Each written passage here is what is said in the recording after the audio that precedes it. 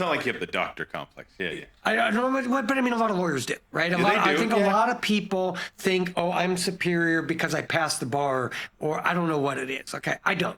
I just feel I put in the work, and I put in the work, and so I don't feel intellectually superior to other. And I do think some do. I think there's a level of snobbishness. I think it's also important to be, when you're writing, whether it's contracts or letters or just general communications, plain English. Right. And my favorite, where I learned this lesson was one of my favorite. There was a guy in my law school, very pompous, arrogant. Okay. I think everybody kind of hated the guy, but he was like number 2 or number 3 in the class. Like, he was exceptionally bright. But he was just so pompous and arrogant. I never wanted to be that. But when it really hit me, it was just a very funny moment in law school. We were in real property, and the professor asked him a question. I don't remember exactly what the question was. Okay, it's not terribly important. The answer was what was important. Think about it. It's real property class, and his answer, it was. I still remember the guy's name. I'll just give his last name, Hickey, because of how the professor answered the question. But his answer was, "It's a single-family residential dwelling." And the professor looked at him. He said, "Do you mean a house, Mr. Hickey?" And I'm like, that was the moment in time for me. I'm like, plain English, right? Yeah. Why use 4 words when you can use 1? Yeah. Single family residential dwelling. It's a house. Yeah. And I'm like, that should be how we should be as lawyers. Sometimes you can't avoid legalese, but I don't want to be that guy. And it's really easy to do. First year lawyers do this habitually, right? It's just how it is. You come out and you got all these fancy words, and you paid $100,000 for an education to learn them. Yeah. I always tell people, it's jokingly, it's tongue in cheek. I'm like, but that's why it's a racket, what we do.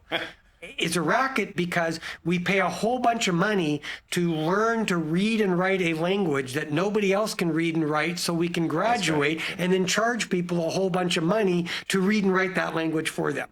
I'm like, it's kind of a racket, right? But it's like, I don't want to be that guy that speaks in, heretofore, notwithstanding the foregoing stipulations, okay, right?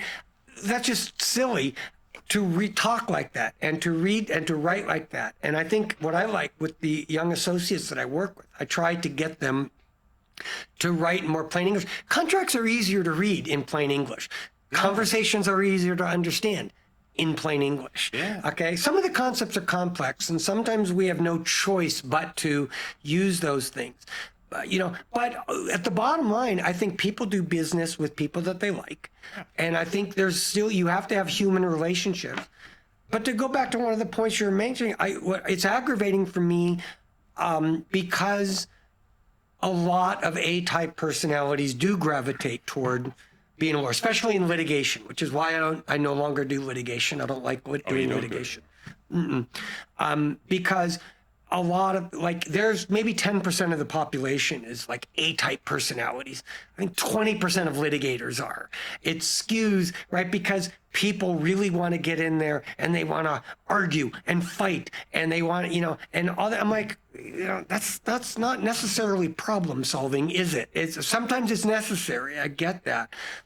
But I didn't get into this business to argue and fight and to win at all costs. And some of them, there's a question of ethics that really annoys me, because I think this is what I learned most from my dad. Always be honest, always be ethical. Yeah.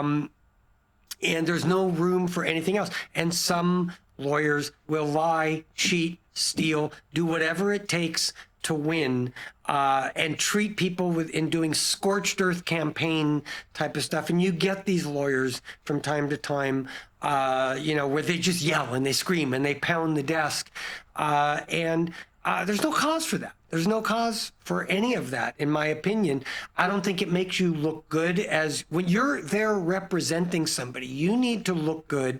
You need to look professional. Yeah. You are somebody's representative, and you are a reflection on that person. And I think it's important to always remember that. And I think it's always important to behave that way. And I think it's always important to I mentioned earlier, I'm not religious, but I do live my life by the golden rule. Really, genuinely, sincerely live that way. And the golden rule is treat others how you want to be treated. And so I do that. I don't want to be an asshole to somebody because I don't want them to be like that to me.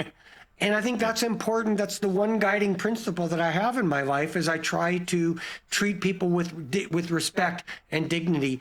And again, that's something that I learned from my father, who I felt has had some very profound statements on that because he's doing negotiations on behalf of the biggest artists, entertainers in the world.